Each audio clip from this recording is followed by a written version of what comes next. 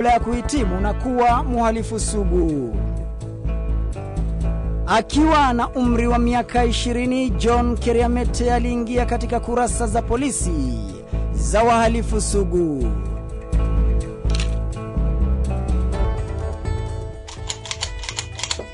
Mhalifu aliyekuwa na uzoefu wa kutumia silaha hatari kwa usalama katika operesheni zake. Mhalifu aliyekuwa akitumia majina mbalimbali kama vile Jack Zolo, Albert Ngure, Charles Lukindo, miongoni mwa majina mengine yaliyokuwa yakiwakanganya maafisa wa polisi.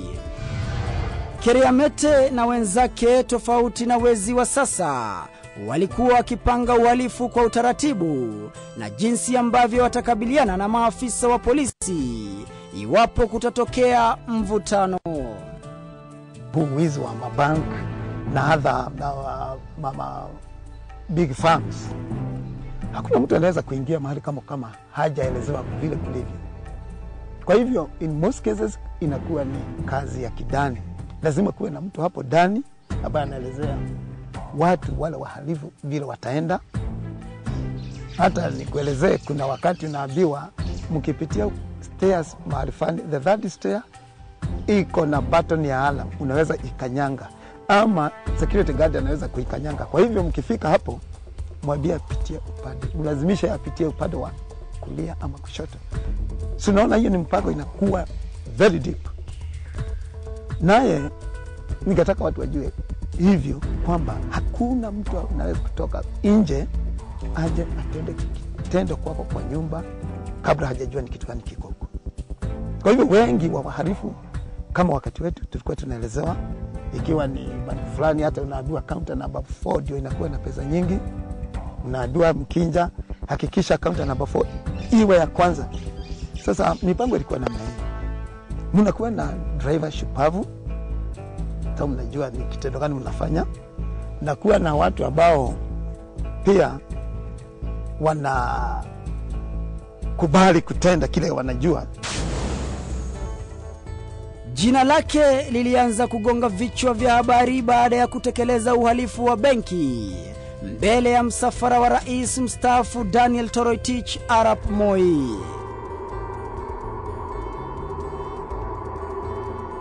Wizi unaotajwa kama wa kipekee kuwahi kutendeka katika historia ya wahalifu wote sugu. Wizi uliochukua takriban dakika 6. Katika hii maisha yako yote, tangu uzaliwe mpaka kufika hapo ulipofika, ni rekodi gani unakumbuka uliweka ya kuchukua pesa kwenye benki? Nasikia kuna wale wanafanya na dakika 3, 5. Ni rekodi gani na kiasi kikubwa cha pesa zaidi kuwahi kushika ni pesa ngapi? Nafikiria mahali kama banki ilikuwa hapo Naivasha ndio ilikuwa na pesa kiasi kikubwa sana, because during that time ilikuwa ni kitu kama $500,000 and it took us about 6 minutes. Na kile kilifanya ile 6 minutes kwa kuwa kulikuwa na askari huko. I remember there was a chief inspector, because the president was passing going to Nakuru. Kwa hivyo kulikuwa na security kubwa sana. But then since we had decided we are going to do this, we said we have to go ahead. And we had to take the shortest time possible and then vanish. Baada ya tukio hilo, polisi walianzisha msako mkali dhidi yake kote nchini. Amri ya kumpata akiwa hai au amefariki ilitolewa na polisi kutakiwa kuwa makini bila ya huruma dhidi ya John Keriamete.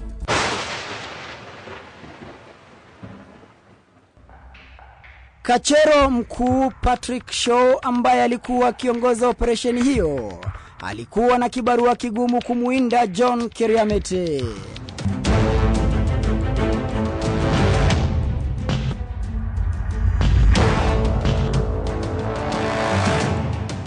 Vikosi vya kisiri vilibuniwa, huku wahalifu wote waliokuwa wakijulikana na polisi jijini Nairobi wakitakiwa na kulazimishwa kutoa siri na mienendo za John Keriamete. Niliwahi kutoroka after being arrested. Sababu kushikwa kwangu kwa mwisho kulikuwa ni huko Nairobi na nikapelekwa mara moja, na sababu nilikuwa na kesi nyingi nikapelekwa mara moja kotini. Patrick Shaw alizuru maficho yote ya John Keriamete pasi na kufaulu. Huku kikosi cha John Keriamete kikizidi kuzua kero miongoni mwa Wakenya, hatimaye polisi walifaulu kupata fununu za alipo jambazi huyo.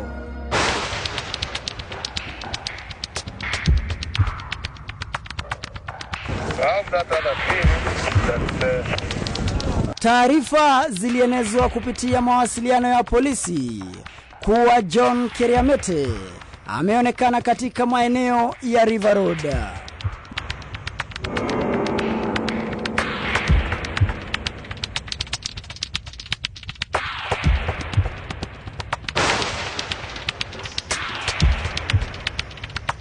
Muda mfupi baadaye, barabara ya River Road iliwekwa chini ya uangalizi mkali wa makachero wa polisi waliopashwa habari ya kuwepo kwa mkutano kati ya John Keriamete na wahalifu wenzake. Takriban mwendo wa saa 8 za mchana, John Keriamete aliingia katika klabu hii ya Kagondo iliyo katika barabara ya River Road kujiburudisha na wenzake waliokuwa wakimsubiri. Wakiendelea kubugia vinywaji, maafisa wa polisi waliojidai kuwa wateja waliwazingira pasi na wao kujua. Katika muda wa dakika kama moja hivi, John Keriamete ambaye alikuwa amejihami na bastola alihisi kuwepo kwa polisi hao. Kwa haraka alichomoa bastola yake na kuiweka ndani ya kipochi cha mpenziwe pasi na polisi kujua. Wote walikamatwa na kupelekwa katika kituo cha polisi kabla ya kufikishwa mahakamani kujibu mashtaka ya wizi wa mabavu, wizi wa mabenki, mauaji, miongoni mwa tuhuma zingine. Licha ya kupinga mashtaka hayo, Keriamete alifungwa miaka 7 gerezani na kuachiliwa baada ya kipindi hicho.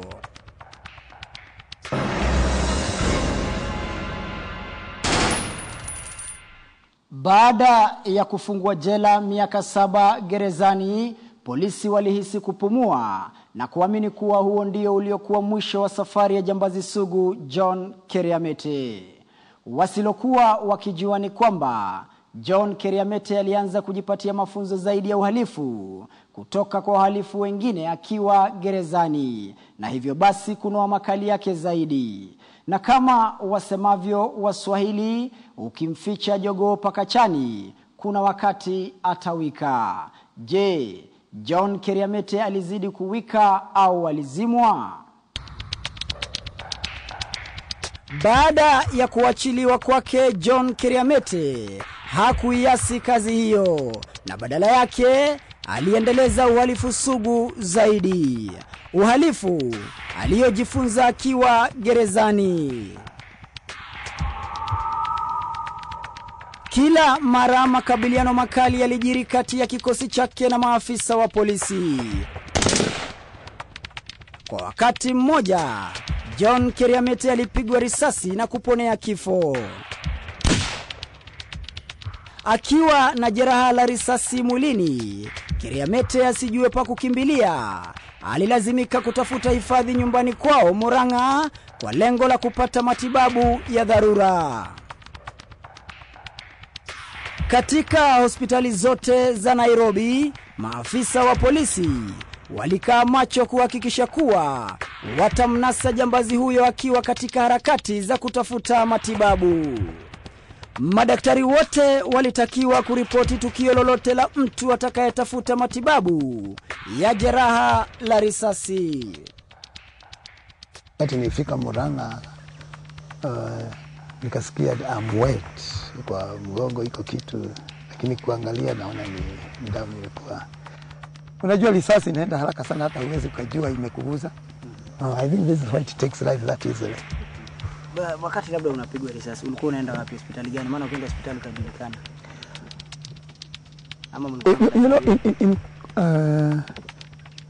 life ya uhalifu ni mbovu sana. Kuna mahali mnaenda, mtu mmoja wenu anauawa. Ujue huwezi kumpeleka nyumbani kwa watu, upeleke tulikuwa na mtu tunaiba ameuawa. So what you do is you go and dump the body somewhere. Nasema kupatikana watu wamepigwa risasi huko na hawajulikani nini. Labda walienda kwa wizi, wakakutana na polisi wakauawa. Sababu huwezi kwenda ati useme utapeleka kwa nyumbani, upeleka kwa wazazi. Tena hata abujuani huko nyumbani sana. Kila mtu anajua kote, lakini hakuna vile ati tulikuwa tunatoka huko mnaenda kusaidia fulani.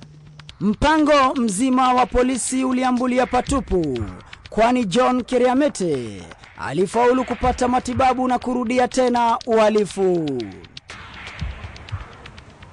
Hata baada ya yeye kupona, visa vya uhalifu vilizidi kushamiri, huku polisi wakijipata kusukumwa ukutani na kikosi cha John Keriamete. Ilibidi polisi wavumbue mbinu mpya ya kukabiliana na John Keriamete, mbinu ya kuwapasha habari machifu wa Murang'a na manaibu wao kuhusiana na mienendo ya jambazi huyo sugu. Pasi na kujua kilichokuwa kikimsubiri Keriamete kama ada yake, baada ya kutekeleza uhalifu, alifunganya safari kuelekea Murang'a kumtembelea mamake. Waitonyani enge ikoroka ke wanage minage tiro wana warire na ngaragu abaitono endie gushoka.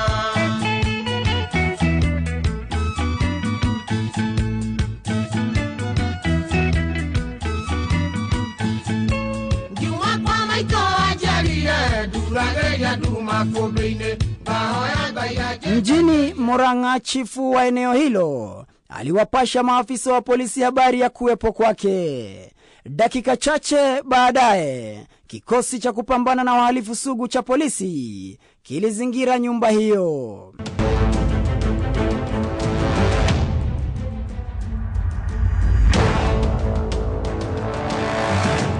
Safari hii polisi walihakikisha kuwa Keriamete hatofaulu kuponyoka mtego wao. Akiendelea na mazungumzo na mamake John Keriamete, aliona maafisa hao wakimvizia. Pasi na kujua la kufanya, mbele ya mamake mzazi, Keriamete aliinuka na kunyosha mikono yake juu kama ishara ya kutii amri na kujisalimisha kwa polisi. Mahali nilikuwa dirisha ilikuwa hapo right opposite. Nikaona kuna watu wamepita. Pia nataka ukumbuke wakati huo nyumba zilikuwa za matope, sio ati zilikuwa wakati igawa. Mamangu alikuwa amejaribu kujenga nyumba nzuri. Alikuwa ameweka vioo. Nikaona wamepitia hapo kwa dirisha, na hata yeye mwenyewe nikamwelezea nimeona watu wametuzingira na mimi nafikiria wanakuja kushika. Tuseme mama wangu alistuka sana na akasimama, lakini nikaambia yeye, wewe utaketi hapa, mimi nitoke. Na nikatoka nje ya nyumba, na kusema ukweli hata kabla hawajaongea nikakuta wamezingira na walikuwa wamesimama watu zaidi ya 20, police officers over 20. Na nikatoka nimeinua mikono juu, nikawauliza ni kitu gani wanataka kwangu. Wakasema wanakuja kunishika. Akasema bado mnishike na msiumize mtu yeyote hapa, nimekubali na nakubali kwenda na nyinyi. Na hapo ndipo walinichukua. Asilokuwa akijua ni kwamba huo ndio uliokuwa mwanzo na mwisho wa safari yake ya uhalifu. Chini ya ulinzi mkali, Keriamete alifikishwa mahakamani kujibu mashtaka dhidi yake. Mahakama ilimpata na makosa na kumfunga miaka 20 gerezani, kando na kupokea viboko 18.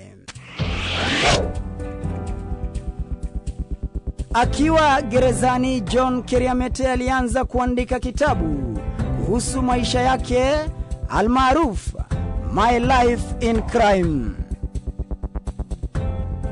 Februari tarehe 11 mwaka 1990, wakati ambapo kiongozi wa Afrika Kusini aliyekuwa akipinga ubaguzi wa rangi Nelson Mandela alipoachiliwa, ndipo naye John Keriamete pia aliachiliwa kutoka gereza la Kamiti.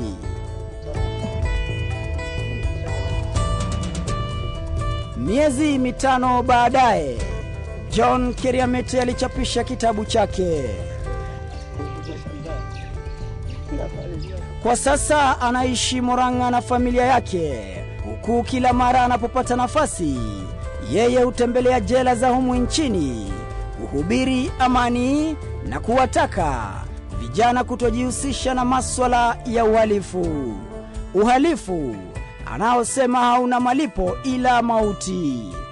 Ukitoka usifikirie habari ya kesho sana mpaka ufike huko. Ukibeba mambo ya kesho sasa, ya jana ulete hapa, ya kesho kutwa na ya leo iko, utatoka na wazimu.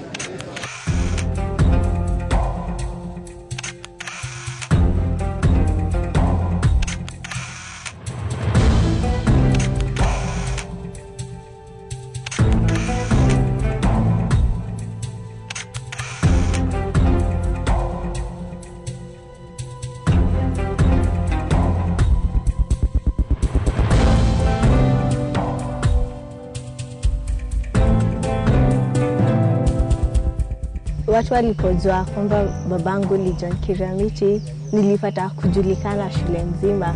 Paka nikisoma napata watu wametoka darasa zingine wamekuja kuona mtoto wa Keriamete, lakini hawakunitenga. Hata kama walikuwa wanauliza ni aje, wewe si mbaya hivyo, huna zile tabia za mtoto mbaya, wewe ni mzuri hivyo. Sababu walikuwa wanafikiria juu ni mtoto wake nitakuwa na zile tabia za ukora hivyo. Mama yetu ni mzuri, lakini ni amepitia mengi. Yani yeye ndiye mtu mmoja anaweza sema kwa hii dunia anawezana na babangu. Amekuja, wameishi pamoja, amemwelewa vizuri kabisa, na yeye ndiye mkali kwetu. Baba si mkali hata kidogo. Hatupigi. Hata tutakosea ambie mamangu piga, hawezi tupiga yeye mwenyewe. Hata sawa, mamangu ndiye anamsaidia kwa hilo. Ikiwa unaua na bunduki, hiyo tu ndio itakuwa. Hivi ukizoea kwenda mahali unakosa kuwa na heshima ya hata vile unafanya, dakika ya mwisho wewe ndio utaanguka. Uhalifu haulidi chochote. Ama kweli mui huwa mwema. Muhammad Ali, makala ya Jaramandia la uhalifu, KTN leo. Baba na mama walinihusia ewe kijana, kuwa mwanangu jione dunia ina mambo, nao sikuyasikiza, sasa mimi najuta, kweli najionea dunia ina mambo. Walinambia kijana jihadhari na walimwengu, hao walimwengu si wazuri kwako kijana, yao sikuyasikiza, sasa mimi najuta, kweli najionea dunia ina mambo. Dunia ina mambo, dunia ina mambo, dunia ina mambo, dunia ina mambo. Kiwana cha leo, marafiki ni wengi sana, watakusifu wewe